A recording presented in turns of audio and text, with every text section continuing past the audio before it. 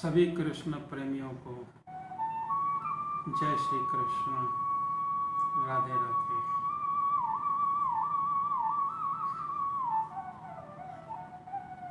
आज कृष्ण जन्मोत्सव है। इसी उपलक्ष्य पर सभी कृष्ण प्रेमियों को जय श्री कृष्ण,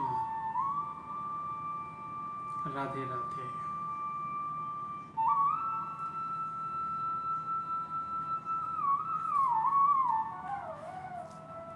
आज बहुत ही पावन दिन है कि आज भगवान श्री कृष्ण का जन्म उत्सव है। पूरे नगर, गांव, वृंदावन,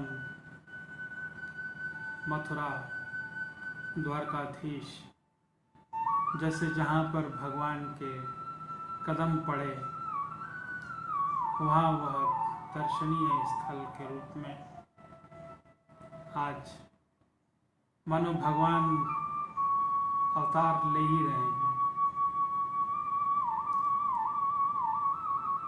कहते हैं कि जब भगवान जन्म लेते हैं तो पूरा नगर झूम उठता है। आज हमारे मन में भी उस जगदीश्वर को पधारने के लिए, उसका उत्तीर्ण करने के लिए हमारा मन उदार है, व्याकुल है कि भगवान श्री कृष्ण जन्म लेंगे और हमारे मुश्किलों को आसान करेंगे।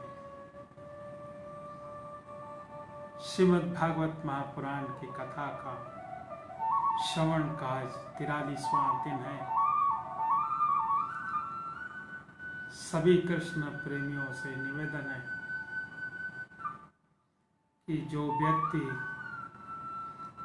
शुरू से लेकर अब तक श्रीमद् भागवत महापुराण की कथा का श्रवण सुनना चाह रहा है, वह हमारे YouTube चैनल पर भी इसे देख सकते हैं। वहाँ पर हमारे नाम से सब्सक्राइब करके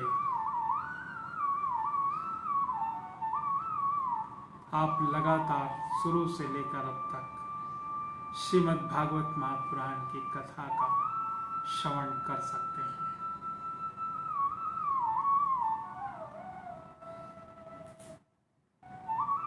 बोलो बांके बिहारी लाल की जय।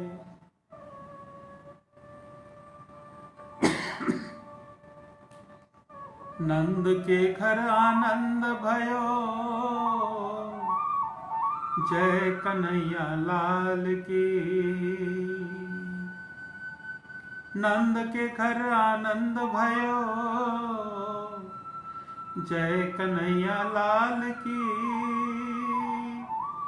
हाथी घोड़ा पाल की, जय कन्हैया लाल की।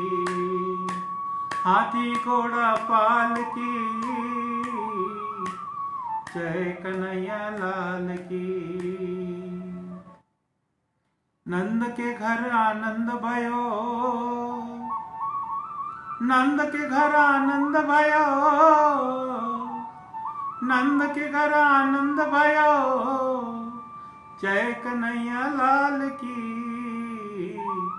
हाथी घोड़ा पाल की, हाथी घोड़ा पाल की, जय कन्हैया लाल की। हाथी घोड़ा पाल की, जय कन्हैया लाल की। मेरे साथ पर जुड़े हुए फेसबुक के सभी कृष्ण प्रेमियों का तहे दिल से इस भागवत कथा पर सभी का अभिनंदन और सभी को जय श्री कृष्ण, राधे राधे। आज हम 4 बजे पर मंगलाचारण गुरुचारण करने के बाद पर एक भगवान का प्यारा सा भजन, तो उसके बाद श्रीमद् भागवत महाकथा का श्रवण करेंगे। 4 बज रहे हैं, आइए मंगलाचारण प्रारंभ करते हैं। आज भगवान श्री कृष्ण का जन्मोत्सव है। सभी बोलिए श्री राधा कृष्ण भगवान की जय। बोलो श्री गणेश भगवान की जय।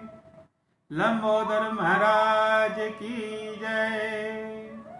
बोलो श्रीमद् भागवत महापुराण की जय। श्री कृष्णाय नमः, श्री राधाय नमः। बोलो श्री पितृ देवताय नमः, श्री हनुमंत देवाय नमः। त्वमेव माता से पिता स त्वमेव,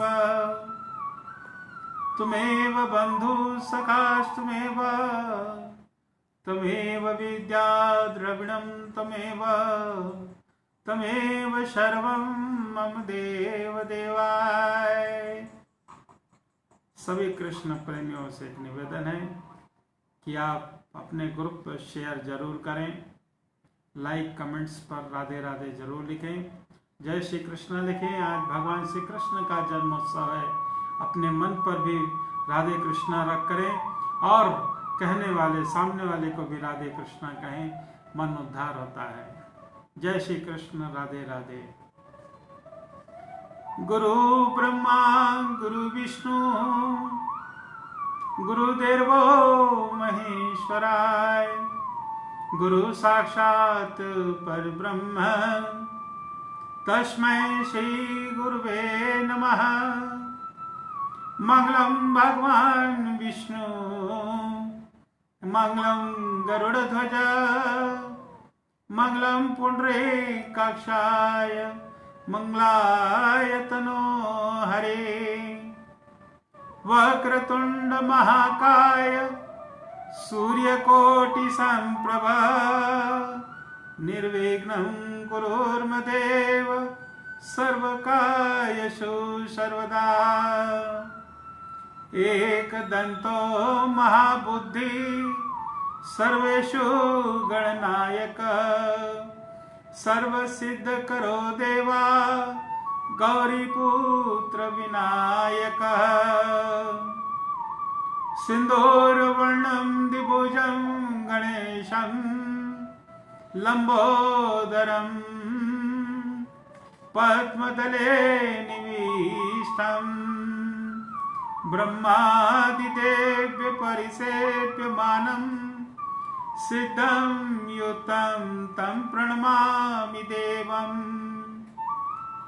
कर्पूरगौरं करुणावतारं, संसारसारं भुजगेन्द्रहारं, सदा वसन्तं हृदयारविन्दे, भवं भवानी सहितं नमामि, भवं भवानी सहितं नमामि।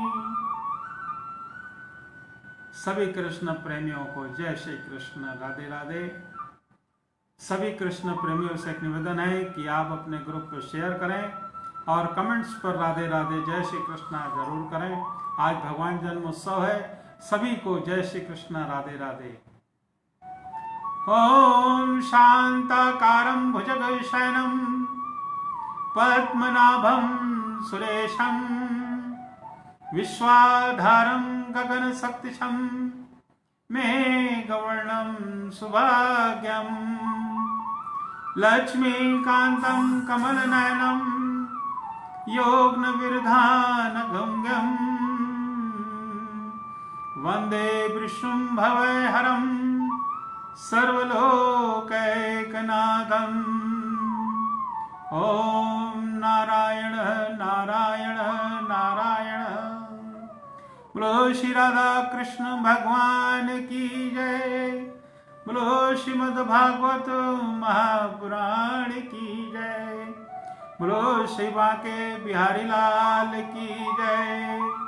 बोलो श्री वृंदावन बिहारी लाल की जय। बोलो श्री राधा राधाय नमः। बोलो श्री पितृ देवता की जय। आज बहुत ही पावन दिन है। आज भगवान जगदीश्वर परम सहृदय भगवान श्री कृष्ण का जन्मोत्सव है। सांवले सलोने सुंदर से घुंघरालू बाल वाले, मीठी मरूली धर वाले, आज वही माखन चोर वाले कान्हा का जन्मदिन है, जहाँ हम रोज रोज माखन खिलाते हैं। आज घरों में विविध प्रकार के 56 तरह के प्रसाद माखन मिश्री के युक्त भगवान के लिए रखा हुआ है। आज हम भगवान से प्रार्थना करते हैं कि आज हमारे घर पर जन्म लें और कृपार्थ करें। एक प्यारा सा भजन भगवान श्री कृष्ण के लिए।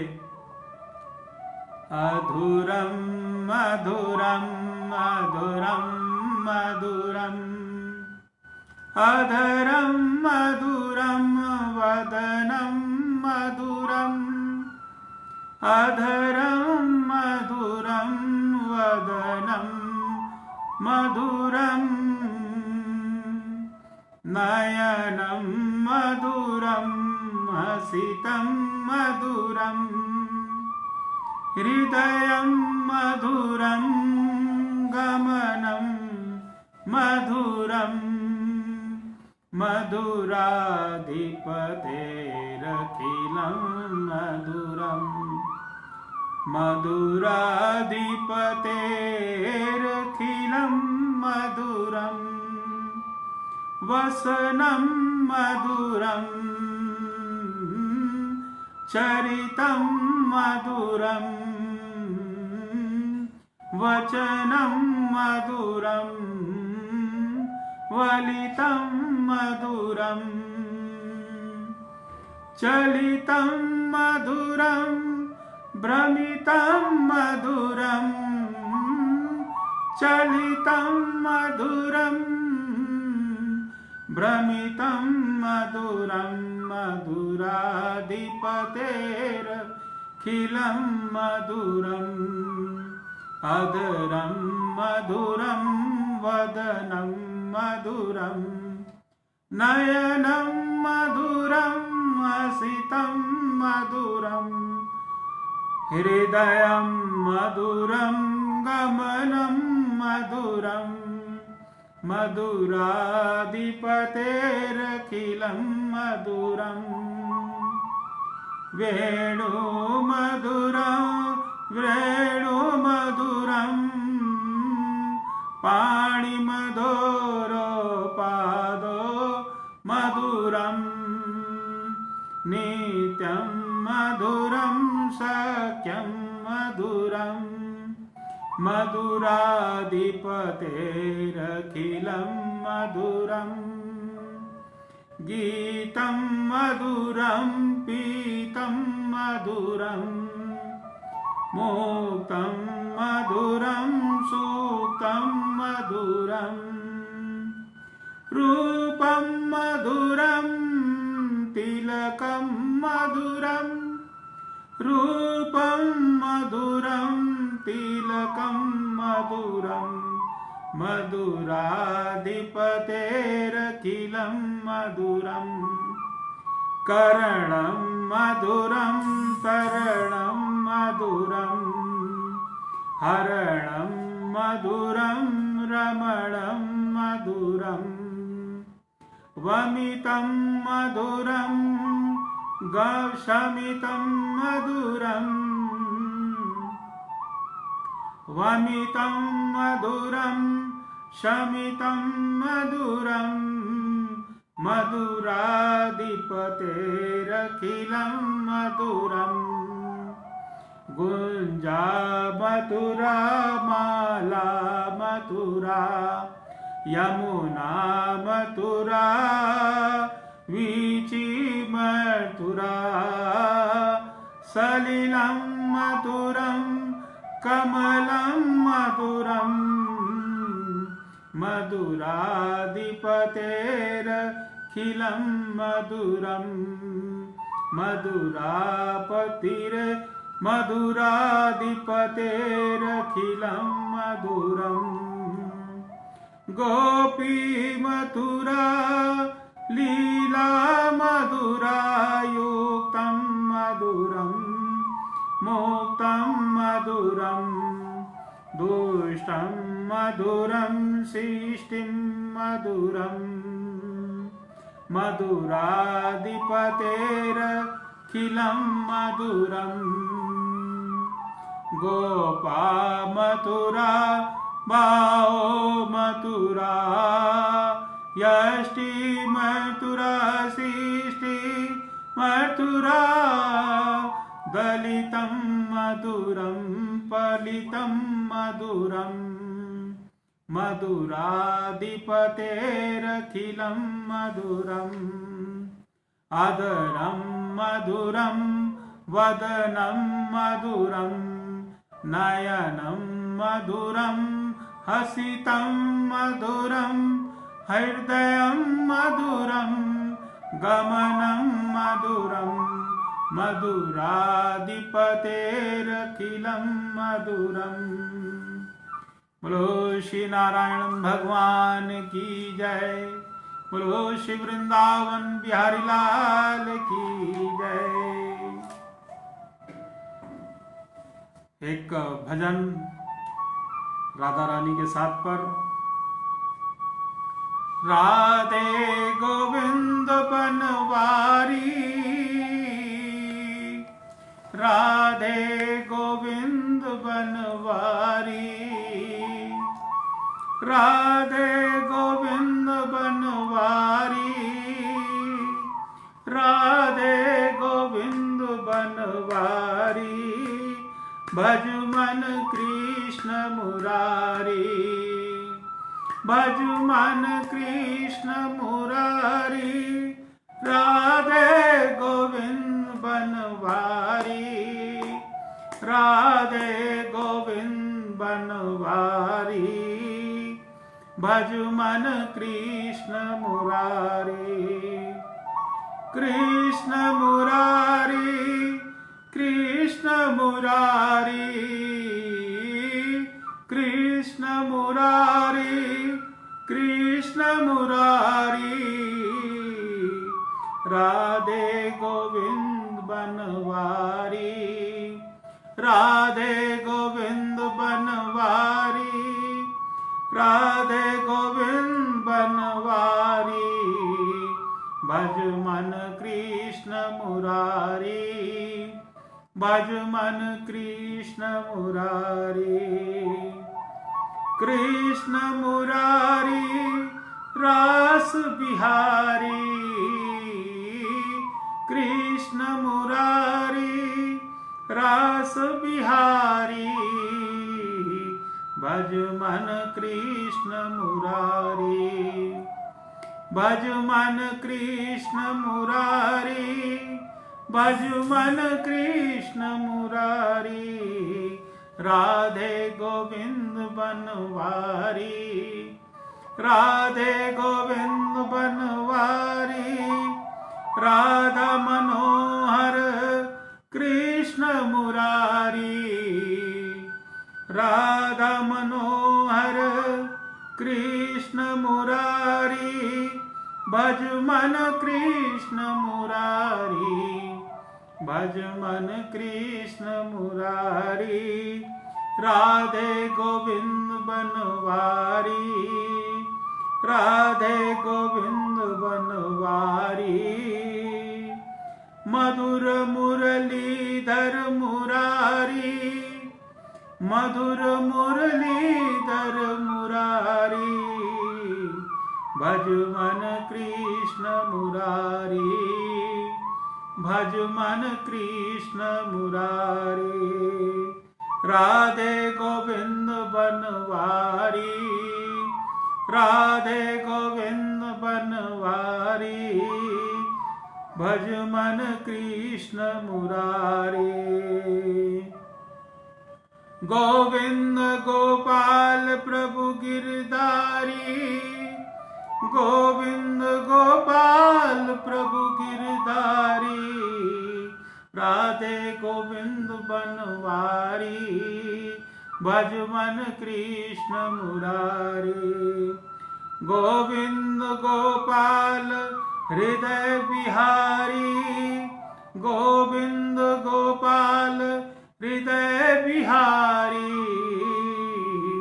भज मन कृष्ण मुरारी, भज मन कृष्ण मुरारी।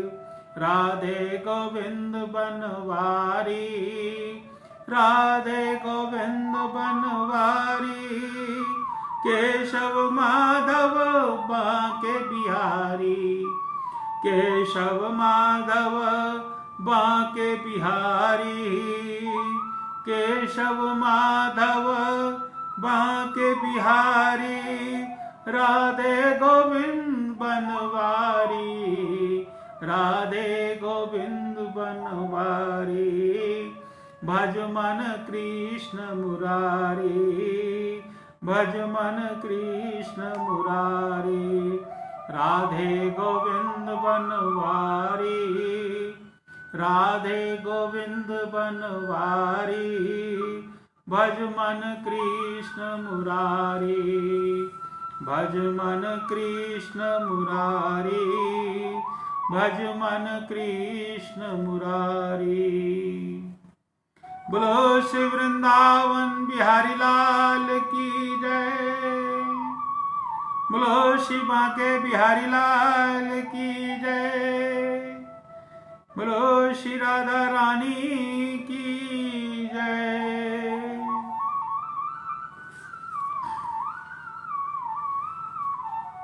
मेरे साथ फेसबुक लाइव पर श्रीमद् भागवत महापुराण की कथा का श्रवण करने वाले समस्त कृष्ण प्रेमियों को जय श्री कृष्ण, राधे राधे। आज बहुत ही पावन दिन है। आज भगवान श्री कृष्ण का जन्मोत्सव है। सभी कृष्ण प्रेमियों से एक निवेदन है कि आप अपने ग्रुप पर शेयर करें, लाइक करें, कमेंट्स करें। कमेंट्स में जय श्री कृष्ण, राधे राधे जरूर लिख के रखें और श्रीमद् भागवत महापुराण की कथा का श्रवण करें। आइए श्रीमद् भागवत महापुराण की कथा को प्रारंभ करते हैं। सभी कृष्ण प्रेमियों को पुनः एक बार जय श्री कृष्ण, राधे राधे। श्री नारायण भगवान की जय, बोलो श्री राधा कृष्ण भगवान की जय। नारद जी कहते हैं, धर्मराज यदि वानप्रस्थि में ब्रह्म विचार का सामर्थ्य हो तो शरीर के अतिरिक्त सांस ले ले तथा किसी भी व्यक्ति, वस्तु, स्थान और समय की अपेक्षा न कर एक गांव में रखकर ही रात ठहरने का नियम बनाकर पृथ्वी पर विचरण करे। यदि वह वस्त्र पहने तो केवल कौपीन, जिससे उसके गुप्त आकर ढंग जाए, और जब तक कोई आपत्ति न आवे तब तक वह दंड अपने आश्रम के चिन्हों के सिवा अपनी त्यागी भी किसी भी वस्तु को ग्रहण न करे।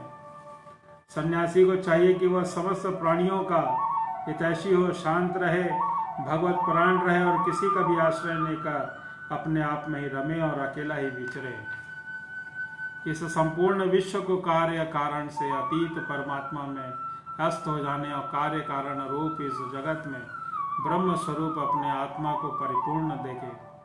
आत्मदर्शी सन्यासी सुप्तशी जागरण की संधि में और अपने स्वरूप का अनुभव करे और बंधन और मोक्ष दोनों ही केवल माया है, यह वस्तु कुछ नहीं ऐसा समझे। न तो शरीर की अवश्य होने वाली मृत्यु का अभिनंदन करे, न ही अनिश्चित जीवन का। केवल समस्त प्राणियों की उत्पत्ति और नाश के कारण केवल प्रतीक्षा रहे। असत्य आत्मा वस्तु का प्रतिपादन करने वाले शास्त्रों की प्रीति न करे। अपने जीवन निर्वाह के लिए कोई जीविका न करे। केवल वाद विवाद के लिए कोई तर्क न करे। संसार में किसी का पक्ष न ले। शिष्य मंडली न जुटावे। बहुत से ग्रंथों का अभ्यास न करे। व्याख्यान न दे और बड़े बड़े कामों का आरंभ न करे। शांत समदर्शी महात्मा सन्यासी के लिए किसी आश्रम का बंधन का धर्म का कारण नहीं है। वह अपने आश्रम के चिन्हों को धारण करे, चाहे छोड़ दे, उसके पास कोई आश्रम का चिन्ह न हो तो परंतु वह अनुसंधान के मग्न हो तो भी अत्यंत विचारशील, परंतु जान पड़े पागल बालक की तरह वह अत्यंत प्रवेशशाली होने के कारण मनुष्यों की दृष्टि में ऐसा जान पड़े मानो कोई गूंगा है। बोलो श्री नारायण भगवान की जय।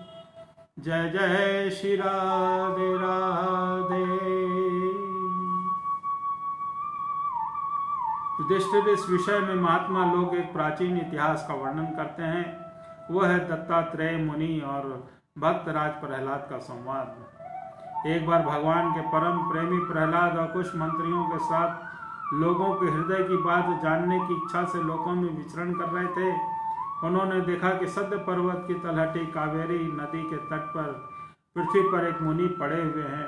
उनके शरीर की निर्मल ज्योति अंगों की धूल दूषित होने के कारण कुछ ढकी हुई थी।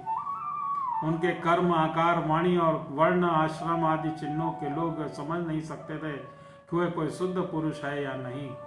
भगवान के परम प्रेमी भक्त प्रहलाद जी ने अपने सिर से उनके चरणों का स्पर्श करके प्रणाम किया और विधि पूर्वक उनकी पूजा करके जानने की इच्छा से प्रश्न किया, भगवान आपका शरीर उद्योगी भोगी पुरुषों के समान हष्ट पुष्ट है। संसार का यह नियम है कि उद्योग करने वाले को धन मिलता है, धन वाले को ही भोग प्राप्त होता, भोगियों के शरीर हष्ट पुष्ट होता है और कोई दूसरा कारण तो हो नहीं सकता। भगवान यदि कोई उद्योग तो करते नहीं, यूं पड़े रहते हैं, इसलिए आपके पास धन नहीं, फिर आपको भोग कहाँ से प्राप्त होंगे। ब्राह्मण देवता बिना भोग के यह शरीर इतना हष्ट पुष्ट कैसे है? यदि हमारे सुनने योग्य हो तो अवश्य बताइए। आप विद्वान, समर्थ और चतुर हैं, आपकी बातें बड़ी अद्भुत और प्रिय होती हैं। ऐसी अवस्था में सारे संसार को कर्म करते हुए देखकर संभाव में पड़े हुए हैं, इसका क्या कारण है? बोलो श्री नारायण भगवान की जय। नारद जी कहते हैं कि धर्मराज जब प्रहलाद जी महामुनि दत्तात्रेय से इस प्रकार प्रश्न किया तब वे उनकी अमृतमय वाणी से वशीभूत होकर मुस्कुराते हुए बोले। दत्तात्रेय ने कहा कि दैत्यराज, सभी श्रेष्ठ पुरुषों में तुम्हारा सम्मान करते हैं। मनुष्यों को कर्मों की प्रवृत्ति और उनकी निवृत्ति का क्या फल मिलता है, यह बात अपनी ज्ञान दृष्टि से जानते ही हो। तुम्हारी अनन्य भक्ति के कारण देवादिदेव भगवान नारायण सदा तुम्हारे हृदय में विराजमान रहते हैं और जैसे सूर्य अंधकार को नष्ट कर देते हैं वैसे ही वे अज्ञान को नष्ट करते हैं। तो प्रहलाद, मैंने जैसे कुछ जाना है उसके अनुसार मैं तुम्हारे प्रश्नों का उत्तर देता हूँ, क्योंकि आत्मशुद्धि अभिलाषाओं से तुम्हारा सम्मान अवश्य करना चाहिए। प्रहलाद जी, तृष्णा एक ऐसी वस्तु है जो इच्छानुसार भोगों के प्राप्त होने पर भी पूरी नहीं होती। उसी के कारण जन्म मृत्यु के चक्कर में भटकना पड़ता है। तृष्णा ने मुझसे न जाने कितने कर्म करवाए और उनके कारण न जाने कितनी योनियों में मुझे डाला है। कर्मों के कारण उनकी योनियों में भटकते भटकते दैवश मुझे यह मनुष्य योनि मिली है, जो स्वर्ग, मोक्ष और निरोति तथा इस मानव देह की प्राप्ति का द्वार है। इसमें पुण्य करें तो स्वर्ग, पाप करें तो पशु पक्षी आदि योनि निवृत्त हो जाए तो मोक्ष, और दोनों प्रकार के कर्म किए जाए तो मनुष्य योनि ही प्राप्त हो सकती है। परंतु मैं देखता हूँ कि संसार के स्त्री पुरुष कर्म तो करते हैं, सुख की प्राप्ति और दुख की निवृत्ति के लिए कुछ फल उल्टा होता है तो वे दुख में ही पड़ जाते हैं, इसलिए कर्मों का अपराध हो जाता है। बोलो श्री राधे राधे। सुख की आत्मा का स्वरूप है, समस्त चेष्टाओं की निवृत्ति ही उसका शरीर और उसके प्रकाशित होने का स्थान है। इसलिए समस्त भोगों की मनोराज्य मात्र समझकर मैं अपने प्रारब्ध को भोगता हुआ पड़ा रहता हूँ। मनुष्य अपने सच्चे स्वार्थात वास्तविक सुख को ही अपना स्वरूप है भूलकर इस मिथ्या दैत्य को ही सत्य मानता हुआ अत्यंत भयंकर और विचित्र जन्मों और मृत्युओं में भटकता रहता है। जैसे अज्ञानी पुरुष जल के उत्पन्न तिनके और सेवार से ढके हुए जल को जल न समझकर उस जल के लिए मृत तृष्णा ही और दौड़ता है, वैसे ही अपनी आत्मा के लिए भिन्न वस्तु में सुख समझने पुरुष आत्मा को छोड़कर विषयों की ओर दौड़ता है। प्रहलाद जी यदि आदि को प्रारब्ध के अधीन और उसके द्वारा अपने लिए सुख पाना और दुख मिटाना चाहता है वो कभी अपने कार्य में सफल नहीं होता। इसके लिए बार बार सारे कर्म व्यर्थ हो जाते हैं। मनुष्य सदा शारीरिक, मानसिक, आर्थिक दुखों से आक्रांत ही रहता है। मरणशील तो है ही, उसने अपने बड़े श्रम और कष्ट से कुछ धन और भोग प्राप्त कर लिया है। लोभी और इंद्रियों के वश में रहने वाले धनियों का दुख तो मैं देखता ही रहता हूँ। भय के मारे उन्हें नींद नहीं आती है, सब पर उनका संदेह बना रहता है।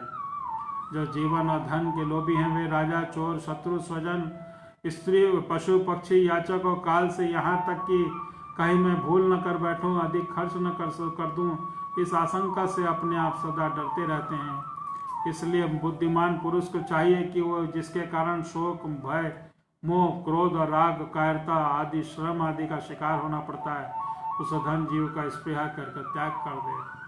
बोलो श्री नारायण भगवान की जय। इस लोक में मेरे सबसे बड़े गुरु हैं अजगर और मधुमक्खी। उनकी शिक्षा से हमें वैराग्य और संतोष की प्राप्ति हुई है। मधुमक्खी जैसे मधु इकट्ठा करती है, वैसे ही लोग बड़े कष्ट से धन संचय करते हैं, परंतु दूसरा ही उसका कोई धन राशि के स्वामी को मारकर उसे छीन लेता है। इससे मैंने यह शिक्षा ग्रहण की, विषय भोगों के विरक्त नहीं रहना चाहिए। मैं अजगर के समान निश्चित पड़ा रहता हूँ और देहवश जो मुझे मिल जाता है उसी में संतुष्ट रहता हूँ। यदि कुछ नहीं मिलता तो मैं बहुत दिनों तक धैर्य के धारण करके यूं पड़ा रहता हूँ। कभी थोड़ा अन्न खा लेता हूँ, तो कभी स्वादिष्ट से, तो कभी नीरस बेस्वाद, कभी कुछ अनेक गुणों से युक्त, तो कभी सर्वदा गुणहीन। कभी कभी श्रद्धा से प्राप्त हुआ अन्न खाता हूँ, तो कभी अपमान के साथ किसी समय अपने आप ही मिल जाने पर, कभी दिन में, कभी रात में, और कभी एक बार भोजन करके फिर दोबारा कर लेता हूँ। मैं अपने प्रारब्ध के भोग में ही संतुष्ट रहता हूँ, इसलिए मुझे रेशमी या सूती, मृग चर्म, चीर, वकल और कुछ जैसा वस्त्र मिल जाता है वैसा ही पहन लेता हूँ। कभी मैं पृथ्वी, घास, पत्ते, पत्थर या राख के ढेर पर ही पड़ा रहता हूँ, तो कभी दूसरों की इच्छा से महलों में पलंगों और गद्दों को सो लेता हूँ। दैत्यराज कभी नहा धोकर शरीर में चंदन लगाकर सुंदर वस्त्र, फूलों के हार और गहने पहन रथ, हाथी, घोड़े पर चढ़कर चलता हूँ, तो कभी पिशाच के समान बिल्कुल नंग धड़ंग विचरता हूँ। मनुष्यों के स्वभाव भिन्न भिन्न होते हैं, अतः न तो मैं किसी की निंदा करता हूँ न स्तुति ही।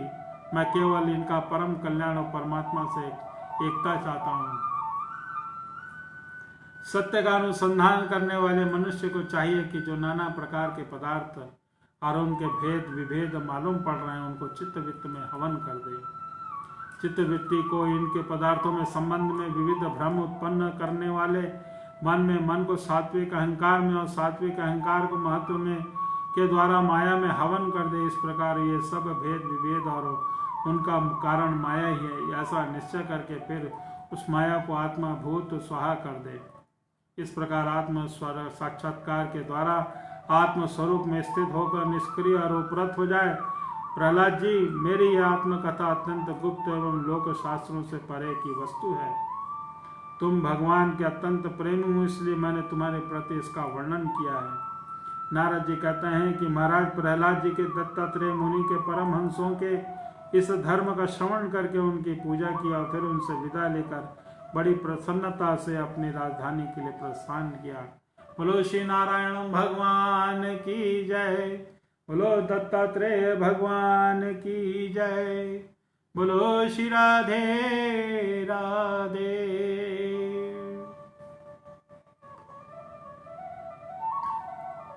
राजा युधिष्ठिर ने पूछा कि देवर्षि नारद जी, मेरे जैसा गृहासक्त गृहस्थ बिना विशेष परिश्रम के इस पद को किस साधना से प्राप्त कर सकता है, कृपा करके मुझे बतलाइए। नारद जी ने कहा कि युधिष्ठिर, मनुष्य गृहस्थाश्रम में रहे और गृहस्थ धर्म के अनुसार सब काम करे, परंतु उन्हें भगवान के प्रति समर्पित कर दे और बड़े बड़े संत महात्माओं की सेवा भी करे। अवकाश के अनुसार विरक्त पुरुषों में निवास करे और बार बार श्रद्धा पूर्वक भगवान के अवतारों की लीला सुधा का पान करता रहे। जैसे स्वप्न टूट जाने पर मनुष्य स्वप्न के संबंधियों पर आसक्त नहीं होता, वैसे ही त्यों त्यों सत्संग के द्वारा बुद्धि शुद्ध हो और त्यों की त्यों शरीर, स्त्री, पुत्र, धन आदि आसक्ति स्वयं छोड़ता चले, क्योंकि एक न एक दिन ये छूटने वाले ही हैं। बुद्धिमान पुरुष को आवश्यकता के अनुसार ही घर और शरीर की सेवा करना चाहिए, अधिक नहीं। भीतर से विरक्त रहे और बाहर से रागी के समान लोगों में मनुष्यों जैसा व्यवहार करे। माता पिता, भाई बंधु, पुत्र मित्र, जाति वाले और दूसरे जो कुछ कहें, उससे जो कुछ चाहें, भीतर से ममता रखकर उसका अनुमोदन करे। बोलो श्री नारायण भगवान की जय।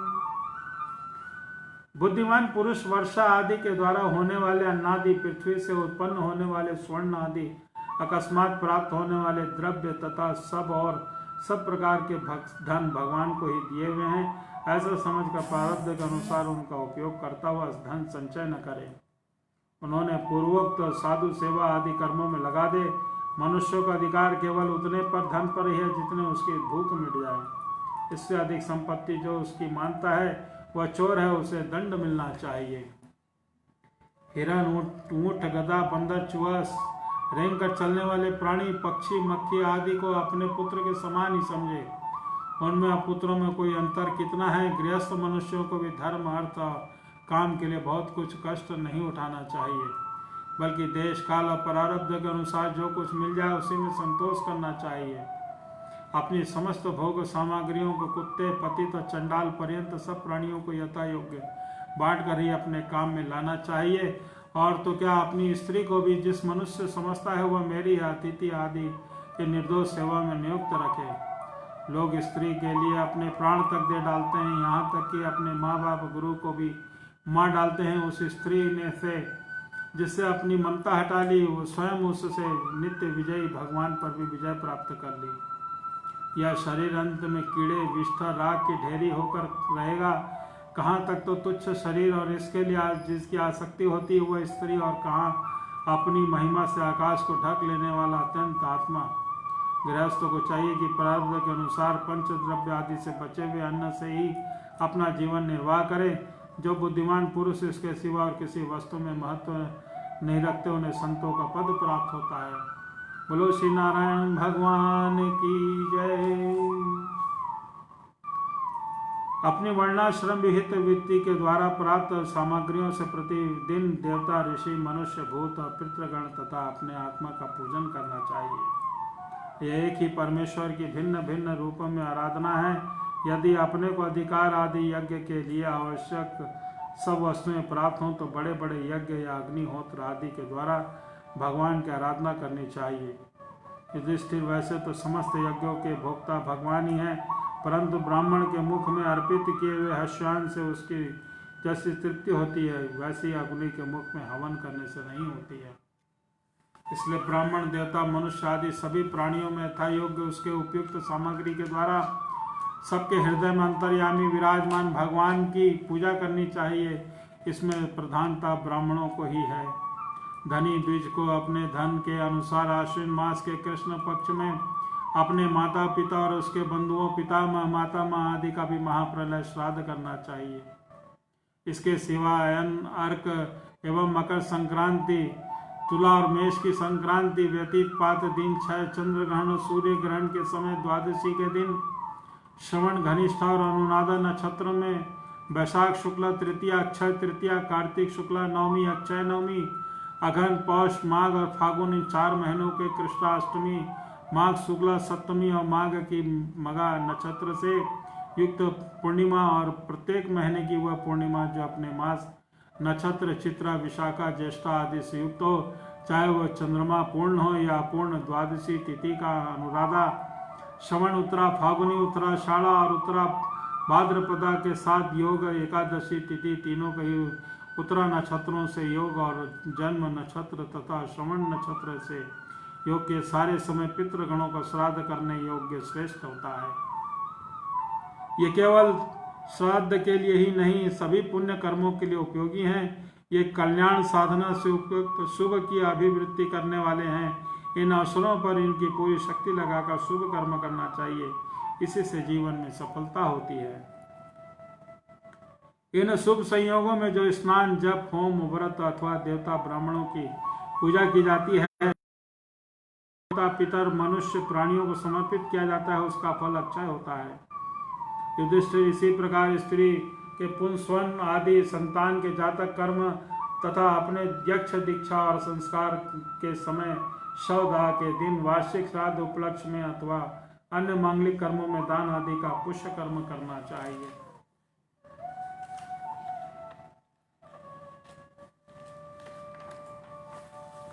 युधिष्ठिर, मैं उन स्थानों का भी वर्णन करता हूँ जो धर्म आदि के श्रेय के प्राप्ति करने वाले हैं। सबसे पवित्र देश वह है जिसमें सत्पात्र मिलते हों, जिनमें सारा चर अचर जगत स्थित है।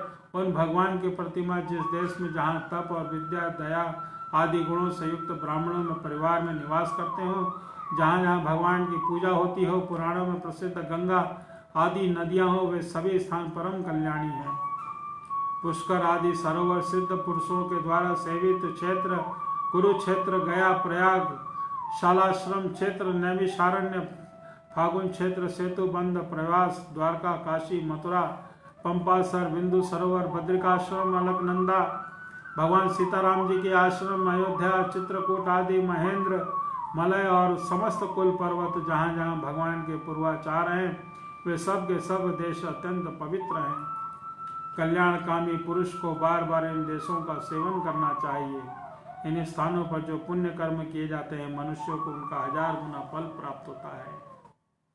युधिष्ठिर, पात्र निर्णय के प्रसंग में पात्र के गुणों को जानने वाले विवेकी पुरुषों के एकमात्र भगवान को ही सत्यपात बतलाया है। वह चराचर जगत उन्हीं का स्वरूप है। अभी तुम्हारे इसी यज्ञ की बात है कि देवता, तुम ऋषि, सिद्ध, संकादिक के रहने पर भी अग्र पूजा के लिए भगवान श्री कृष्ण को ही पात्र समझा गया है। असंख्य जीवों से भरपूर इस ब्रह्मांड रूप महावृक्ष के एकमात्र मूल भगवान श्री कृष्ण ही है। इसलिए उनकी पूजा से समस्त जीवों की आत्मा तृप्त हो जाती है। उन्होंने मनुष्य, पशु, पक्षी, ऋषि, देवता आदि के शरीर रूप पुरों की रचना की है तथा वे ही इन पुरों में जीव रूप से शयन भी करते हैं। इसे से उनका नाम भी पुरुष रखा गया है। युधिष्ठिर, एक रस रहते हुए भी भगवान आदि मनुष्य आदि शरीरों में उनकी विभिन्नता के कारण न्यूनाधिक रूप से प्रकाशमान है। इसलिए पशु पक्षी और शरीर की अपेक्षा मनुष्यों के श्रेष्ठ मात्र मनुष्यों में भी उनके भगवान का अंश तप योग आदि जितना ही अधिक पाया जाता है, वह उतना ही श्रेष्ठ होता है। युधिष्ठिर, त्रेता आदि युगों में विद्वानों ने देखा कि मनुष्य परस्पर एक दूसरे का अपमान आदि करते हैं। तब लोगों ने उपासना सिद्धि के लिए भगवान की प्रतिमा की प्रतिष्ठा की है। तभी से कितने ही लोग बड़ी श्रद्धा और सामग्री से प्रतिमा के सामने ही भगवान की पूजा करते हैं। परंतु जो मनुष्य द्वेष करते हैं, उन्हें प्रतिमा की उपासना करने पर भी सिद्धि नहीं मिल सकती। युधिष्ठिर, मनुष्यों में भी वह ब्राह्मण विशेष सुपात्र माना गया है, क्योंकि वह अपनी तपस्या, विद्या, संतोष आदि गुणों से भगवान के वेद रूप शरीर को धारण करता है। महाराज, हमारी तुम्हारी तो बात ही क्या, वे तो सर्वात्मा भगवान श्री कृष्ण हैं। इनके भी इष्ट देव ब्राह्मण ही हैं, क्योंकि इनके चरणों की धूल से ही तीनों लोग पवित्र होते रहते हैं। बोलो श्री नारायण भगवान की जय। बोलो श्री कृष्ण वासुदेव की जय।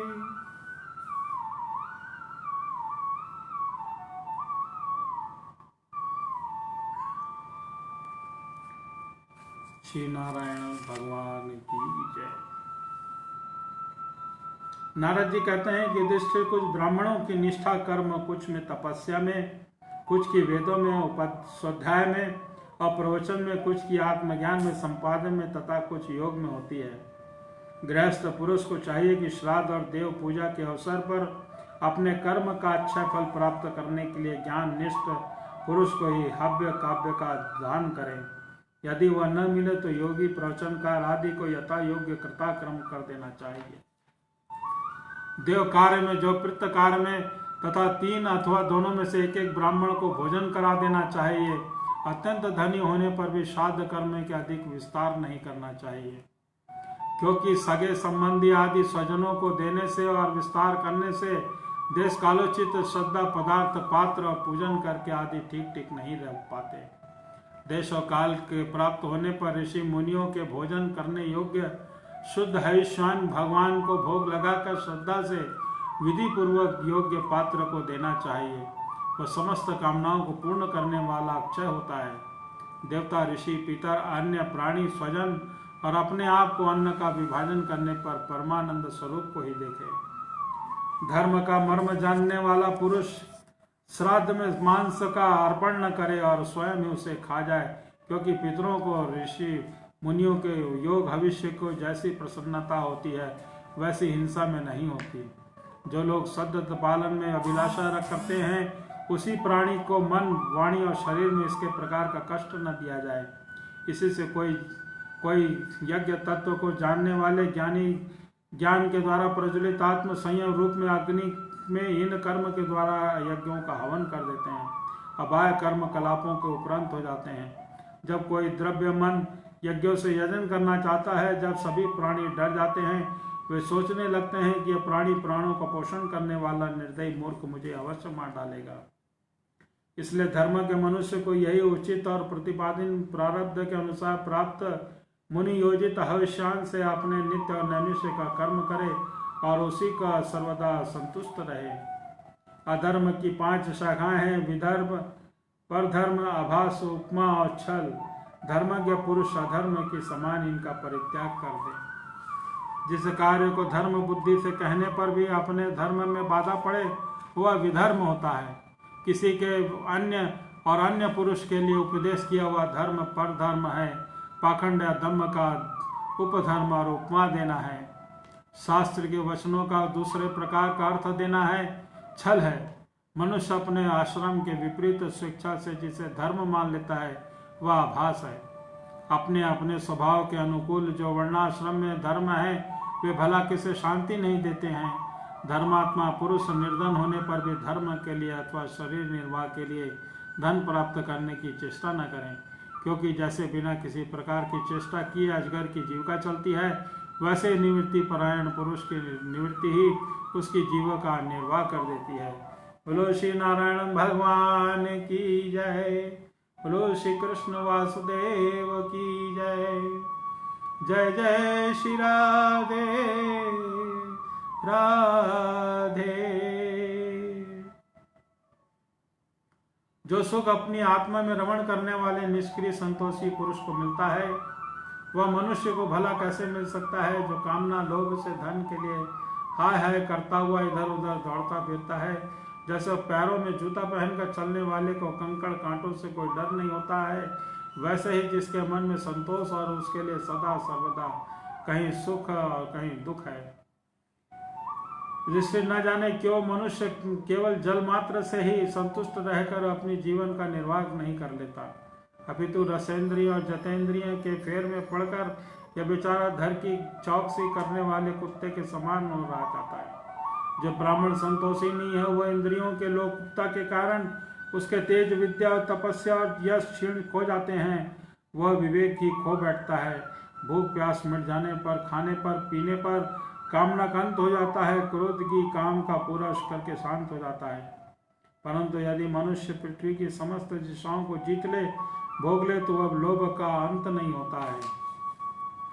अनेक विषयों के ज्ञाता शंकाओं का समाधान करके चित्त में शास्त्रोक्त का अर्थ को बैठा देने वाली और विभत्स के सभापति बड़े बड़े विद्वान भी असंतोष के कारण गिर जाते हैं। धर्मराज संकल्पों के परित्याग को, काम को, कामनाओं के क्रोध से संसारी लोग जिसे अर्थ कहते हैं अनर्थ समझकर लोभ को और तत्व के विचार से भय को जीत लेना चाहिए। आत्मविद्या के शोक मोह और संतों की उपासना से दंभ पर मौन के द्वारा योग के विघ्नों और शरीर के प्राण आदि को निश्चित और हिंसा पर विजय प्राप्त कर लेना चाहिए। आदि भौतिक दुख के दया के द्वारा, आदि भौतिक वेदना को समाधि के द्वारा, भय और आध्यात्मिक दुख को योग बल से, निद्रा को सात्विक भोजन, स्थान, संग आदि के सेवन से जीत लेना चाहिए। सत्य गुण के द्वारा रजोगुण तमोगुण पर और उपरप्ति के द्वारा सत्य गुण पर विजय प्राप्त करनी चाहिए। श्री गुरुदेव की भक्ति के द्वारा साधक इन सभी दोषों पर सुगमता से विजय प्राप्त कर लेता है। हृदय में ज्ञान का दीपक जलाने वाले गुरुदेव साक्षात भगवान ही हैं। जो दुर्बुद्धि पुरुष के उन्हें समझता है उसका समस्त श्रवण शास्त्र हाथी के स्नान के समान व्यर्थ है। बड़े बड़े योगेश्वर जिनके चरण कमलों का अनुसंधान करते रहते हैं, प्रकृति और पुरुष के अधीश्वर वे स्वयं भगवान ही गुरुदेव के रूप में बने। जो लोग इन्हें भ्रम से मनुष्य मानते हैं शास्त्रों में जितनी भी नियम संबंधी आदेश हैं उनका एकमात्र तात्पर्य यही है, काम, क्रोध, लोभ, मोह, मद और मत्सर, इन 6 शत्रुओं पर विजय प्राप्त कर ली जाए तो 5 इंद्रिय और मन में 6 वश हो जाएं। ऐसा होने पर यदि उन नियमों के द्वारा भगवान के नित्य चिंतन आदि की प्राप्ति नहीं होती तो केवल श्रम ही श्रम और समझना चाहिए। जैसे खेती, व्यापार आदि के जिसके फल भी योग साधना के फल भगवत प्राप्ति और मुक्ति को नहीं दे सकते, वैसे दुष्ट पुरुष के सौत स्मार्त कर्म भी कल्याणकारी नहीं होते, परंतु उल्टा फल देते हैं। बोलो श्री नारायण भगवान की जय। जो पुरुष अपने मन को विजय प्राप्त करने के लिए उन्नत है, वह शक्ति परिग्रह पर त्याग करके संन्यास कर ले, एकांत में अकेला ही रहे और भिक्षावृत्ति के शरीर निर्वाह मात्र के लिए स्वल्प अपरिमित भोजन करे। युधिष्ठिर पवित्र समान भूमि पर अपना आसन बिछाए और सीधे साधे भाव से समान और सुख का आसन पर बैठकर ओम का जाप करे। जब तक मन संकल्प विकल्पों को छोड़ न दे, तब तक नासिका के अग्र भाग पर दृष्टि जमाकर कुंभक और ऋचक द्वारा प्राण और अपान की गति को रोके। काम की चेष्टा से घायल चित्त उधर उधर चक्कर काटता हुआ जहाँ जहाँ जाए, विद्वान को चाहिए कि वहाँ वहाँ उसे लौटा जाए और फिर धीरे धीरे हृदय में रोके। जब साधक निरंतर इस प्रकार का अभ्यास करता है, तब ईंधन के बिना उसकी अग्नि के बुझ जाती है और वैसे ही थोड़े समय में चित्त शांत हो जाता है। इस प्रकार जब काम वासनाएं चोट करना बंद कर देती हैं, तब समस्त वृत्तियां अत्यंत शांत हो जाती हैं और ब्रह्मानंद के स्पर्श में मग्न हो जाता है। फिर उसका कभी उत्थान नहीं होता। जो सन्यासी पहले तो धर्म, अर्थ और काम के कारण मूल गृहस्थाश्रम का परित्याग कर देता है और फिर उन्हीं का सेवन करने लगता है, वह निर्लज अपने उगले हुए खाने वाला कुत्ता ही होता है। उन्होंने अपने शरीर को अनात्मा, मृत्युग्रस्त और निष्ठा, कृमि और राग समझ लिया था। वे ही मूढ़ और उनकी आत्मा को समझकर प्रशंसा करने लगते हैं। कर्म त्यागी गृहस्थ, व्रत त्यागी ब्रह्मचारी और गांव में रहने वाला तपस्वी, वानप्रस्थ, इंद्रिय लोकोप सन्यासी, ये चारों आश्रम के कलंक है। अभ्यर्थी का आश्रमों का ढंग करते हैं। भगवान की माया से मोहित मूढ़ पर तरस खाकर उनकी उपेक्षा कर देनी चाहिए। आत्मज्ञान के द्वारा जिसकी सारी वासनाएं निर्मूल हो गई हैं, उसकी आत्मा को पर ब्रह्म स्वरूप जान लिया है, वो विषय को इच्छा और किस प्रकार भोक्ता तृप्ति के इंद्रिय लोपुप होकर उसके शरीर का पोषण करेगा। उपनिषदों में कहा गया है कि यदि शरीर रथ है तो इंद्रियां घोड़े हैं, इंद्रियों का स्वामी मन लगाम है, शब्दादि विषय मार्ग है, बुद्धि सारथी है, चित्त ही भगवान के द्वारा निर्मित बांधने की विशाल रस्सी है। 10 प्राण धुरी है, धर्म अधर्म पहिए हैं, इसका अभिमानी जीव रथी कहा गया है। ओंकार के द्वारा उस रथी का धनुष है। शुद्ध जीवात्मा बाण परमात्मा लक्ष्य है। राग, द्वेष, लोभ, शोक, मोह, भय, मद, मान, अपमान, दूसरे के गुणों का दोष निकालना, छल, हिंसा, दूसरे की उन्नति देखकर जलना, तृष्णा, प्रसाद, भूख, नींद और ये सब ऐसे ही जीव भी बहुत से शत्रु हैं। उनमें रजोगुण और तमोगुण प्रधान वृत्तियां अधिक हैं, कहीं कहीं कोई सत्व गुण प्रधान भी होती है। यह मनुष्य शरीर रूप रथ जब तक उनके वश में है, उनके इंद्रिय, मन आदि साधन अच्छे दशा में विद्यमान है। अभी तक गुरुदेव के चरण कमलों में सेवा, पूजा, स्नेह, शान, द्राव्य ज्ञान की तीखी तलवार लेकर भगवान के आश्रय से शत्रु को नाश करके अपने स्वराज सिंहासन पर विराजमान हो जाए और फिर अत्यंत शांत स्वभाव से इसका शरीर परित्याग कर दे। नहीं तो तनिक भी प्रमाद हो जाने पर इंद्र रूप दुष्ट घोड़े और तब्र रखने वाला बुद्धि रूप सारथी रथ के जीव उल्टे रास्ते ले जाकर विषय रूपी लुटेरे के हाथ में डाल देंगे। वे डाकू सारथी घोड़ों के सहित जीव मृत्यु के अत्यंत भयानक घोर अंधकार संसार में कुएं में गिरा देंगे। बोलो श्री नारायण भगवान की जय। बोलो श्री कृष्ण वासुदेव की जय। वैदिक कर्म 2 प्रकार के हैं। एक तो वृत्तियों के और उनकी ओर ले जाते हैं प्रवृत्ति परक, और दूसरे की वृत्तियों को उनके विषयों की ओर लौटाकर शांत और आत्म साक्षात्कार योग्य बना देते हैं। निवृत्ति परक, प्रवृत्ति परक और कर्म मार्ग से बार बार जन्म मृत्यु की प्राप्ति है। निवृत्ति परक भक्ति मार्ग, ज्ञान मार्ग के द्वारा परमानंद की प्राप्ति होती है। शेन गादी हिंसा में कर्म, अग्निहोत्र, दर्श, पूर्णमास, चतुर्मास, पशुयाग, सोमयाग, वैश्य देव, बलिहरण आदि द्रव्य मार्ग कर्म इष्ट कहलाते हैं। और देवालय, बगीचा, कुआं आदि भगवाना तथा प्याऊ आदि लगवाना पूत कर्म है। ये सभी प्रवृत्ति कर परक कर्म है। सत्काम भाव से युक्त होने पर अशांति के कारण बनते हैं। प्रवृत्ति परायण पुरुष मरने पर चरु पुडाशर आदि यज्ञ संबंधी द्रव्यों में सूक्ष्म भाग से बना हुआ शरीर धारण कर भूमाधिमानी देवताओं के पास जाता है। फिर क्रमशः रात्रि कृष्ण पक्ष और दक्षिणायन के अभिमानी देवताओं के पास जाकर चंद्रलोक में पहुंचता है। वहां से भोग समाप्त होने पर अमावस्या के चंद्रमा के समान क्षीण होकर वृष्टिधरा क्रमशः औषध, लता, अन्न, वीर्य के रूप में गणित होकर प्रत्यन मार्ग से पुनः संसार में ही जन्म लेता है। दिष्टि गर्भाधान से लेकर अंत्येष्टि पर्यंत तक संपूर्ण संस्कार होते हैं, जिनको द्विज कहते हैं। उनमें कुछ तो पूर्वोक्त प्रवृत्ति मार्ग का अनुष्ठान करते हैं, कुछ आगे जाने वाले निर्वृत्त मार्ग का। निवृत्ति परायण पुरुष इष्ट पूर्त आदि कर्मों में होने वाले समस्त यज्ञों को विषयों का गान कराने वाले इंद्रियों में हवन कर देता है। इंद्रियों को दर्शनादि संकल्प रूप मन में वैचारिक मन को परावाणी में और परावाणी को पूर्ण समुदाय में, वर्ण समुदाय को अम में, स्वरों को रहने वाले ओंकार को बिंदु में, और बिंदु को नाद में, नाद को सुरतात्मा में, प्राण में, और प्राण को ब्रह्म में लीन कर देता है। यह निमित्त ज्ञानी क्रमशः अग्नि, सूर्य, दिन, सायंकाल, शुक्ल पक्ष, पूर्णमासी और उत्तरायण के अभिमानी देवताओं के पास जाकर ब्रह्मलोक में पहुंचता है। और वहां के भोग समाप्त होने पर सुधलोक उपाधि विश्व को अपनी स्थूल उपाधि की सूक्ष्म में लीन करके सूक्ष्मोपाधि का तेजस हो जाता है। फिर सूक्ष्म उपाधि के कारण लय करके कारणोपाधि के प्राज्ञ रूप से स्थित होता है।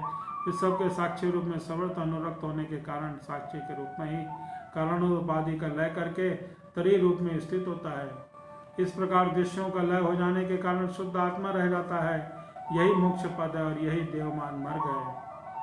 इस मार्ग में जाने वाला आत्मोपासक संसार की ओर से निमित्त होकर क्रमशः एक दूसरे के देवता के पास होता हुआ ब्रह्मलोक में जाकर उसके पर्व स्वरूप के स्थित हो जाता है।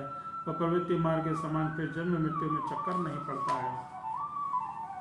ये पितृयान देवयान दोनों ही वेदक्त मार्ग हैं, जो शास्त्रीय दृष्टि से इन्हें स्वतः जान लेता है। वह शरीर में स्थित रहता हुआ भी मोहित नहीं रहता है। पैदा होने वाले शरीरों के भी कारण रूप स्थित और उनका अंत हो जाने पर भी अवधि रूप से जो स्थित विद्यमान रहता है, जो भोग रूप से बाहर और भोक्ता रूप से भीतर, ऊंच नीच जानना और जानने का विषय प्राणी का विषय अंधकार और प्रकाश आदि वस्तुओं के रूप में जो कुछ उपलब्ध होता है, वह स्वयं ही तत्व वेता ही है। इसी के द्वारा मोक्ष मोह और उसका स्पर्श नहीं कर सकता। दर्पण आदि में दिख पड़ने वाला प्रतिबिंब विचार और युक्ति से बाधित है, उसका न अस्तित्व है, नहीं फिर भी वस्तु के रूप में दिखता ही है। वैसे ही इंद्रियों के द्वारा दिखने वाला वस्तुओं का भेद भाव विचार युक्ति आत्मानुभाव से असंभव होने के कारण वस्तुता न होने पर भी सत्य प्रतीत होता है। पृथ्वी आदि पंचभूतों के शरीर का निर्माण नहीं हुआ। वास्तविक दृष्टि से देखा जाए तो वह न तो पंचभूतों का संघात है और न ही विकार का परिणाम है, क्योंकि वह अपने अवयवों को न तो पृथक देखता है न अवलुप्त होता है।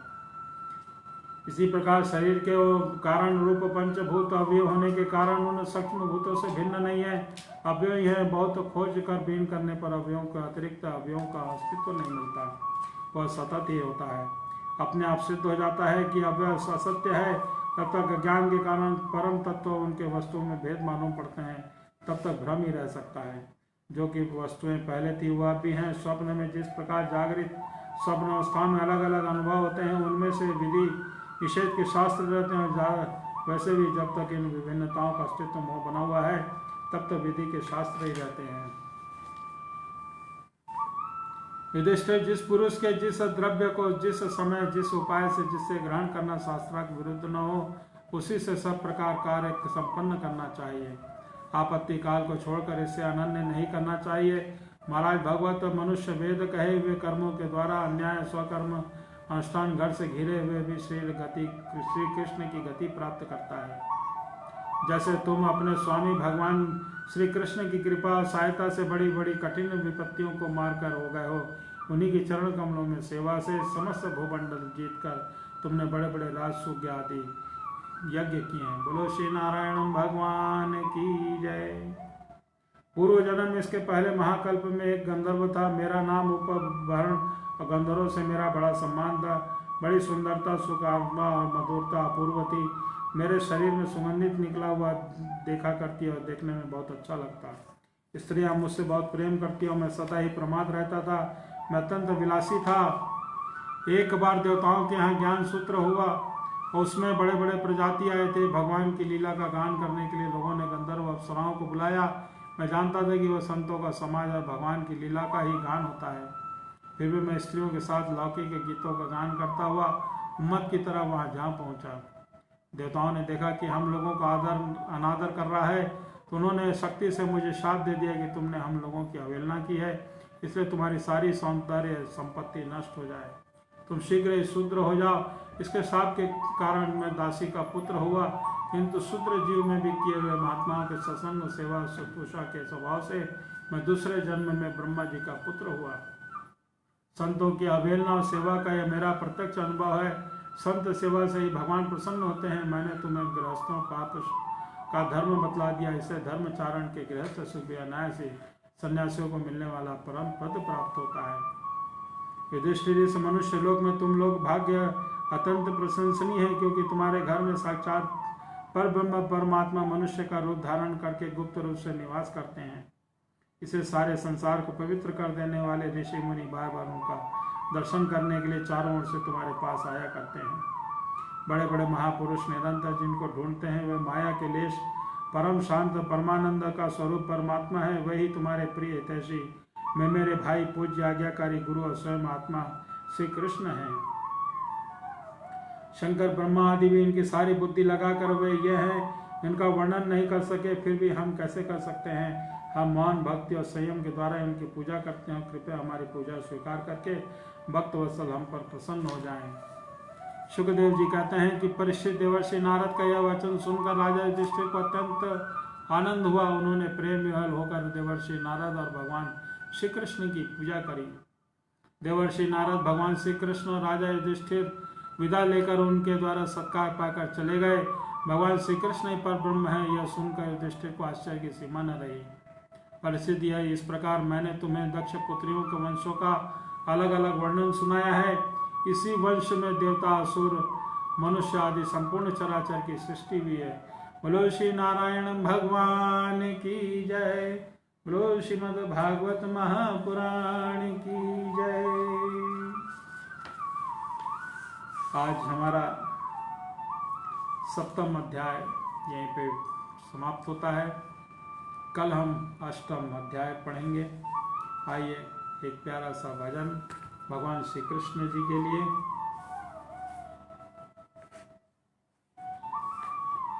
आज बहुत ही सौभाग्य का दिन है कि आज भगवान श्री कृष्ण का जन्मोत्सव है। सभी कृष्ण प्रेमियों के लिए बहुत ही अच्छा दिन। भगवान श्री कृष्ण सबके घर पर आए, सबके घर का माखन मिश्री खाएं, ऐसी हमारी इच्छा है। आइए भगवान श्री कृष्ण को बुलाते हैं और राधा श्री जी को भी बुलाते हैं साथ में।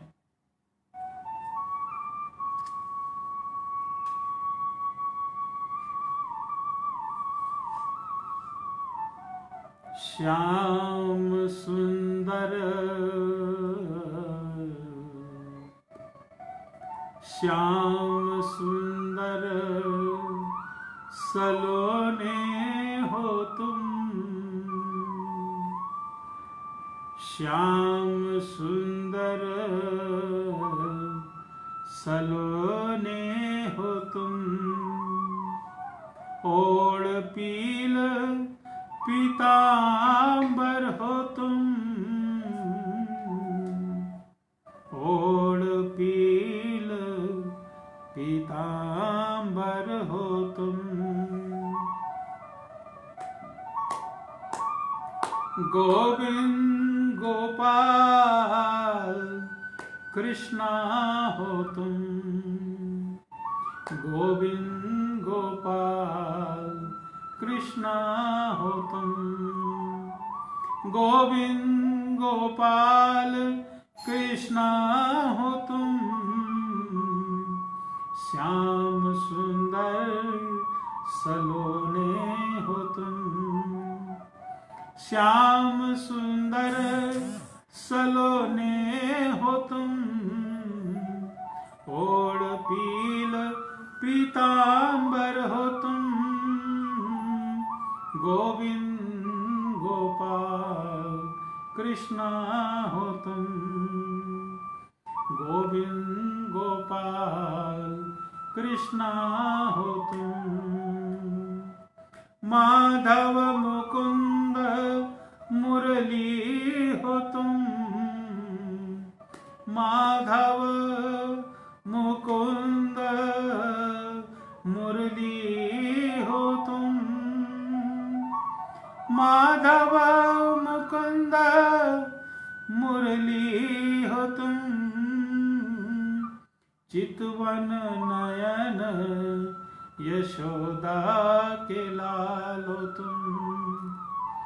चितवन नयन यशोदा के लाल हो तुम।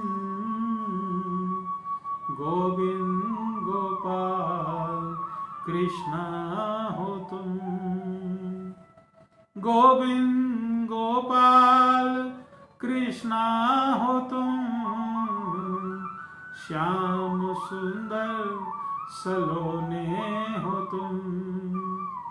श्याम सुंदर सलोने हो तुम। गोविंद गोपाल कृष्णा हो तुम।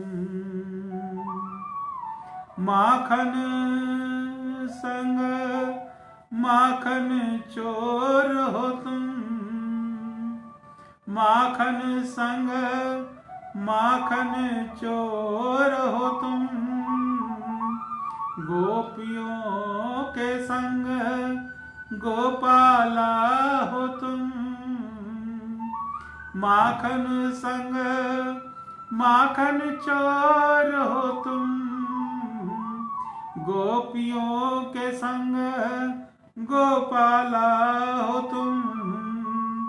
गोविंद गोपाल कृष्णा हो तुम। गोविंद गोपाल कृष्णा हो तुम। श्याम सुंदर सलोने हो तुम। श्याम सुंदर सलोने हो तुम। श्याम सुंदर सलोने हो तुम। मीरा संग गिरधर नागर हो तुम। मीरा संग गिरधर नागर हो तुम। राधा संग राधे श्याम हो तुम। मीरा संग गिरधर नागर हो तुम। राधा संग राधे श्याम हो तुम। गोविंद गोपाल कृष्णा हो तुम। श्याम सुंदर सलोने हो तुम। श्याम सुंदर सलोने हो तुम। ओढ़ पील पीतांबर हो तुम। गोविंद गोपाल कृष्णा हो तुम। गोविंद गोपाल कृष्णा हो तुम। बोलो श्री वृंदावन बिहारी लाल की जय। बोलो श्री बांके बिहारी लाल की जय। जय जय श्री राधे राधे। आज भगवान श्री कृष्ण का जन्म उत्सव है। सभी कृष्ण प्रेमियों को जय श्री कृष्ण, राधे राधे। भगवान श्री कृष्ण राधा रानी की असीम अनुकंपा आप सब पर बनी रहे। ऐसी शुभ मंगल कामनाओं के साथ पर आज की कथा को हम यहीं पे विराम करते हैं। अब अगले कल तक के लिए सभी को जय श्री कृष्ण, राधे राधे। श्री नारायण, श्री नारायण।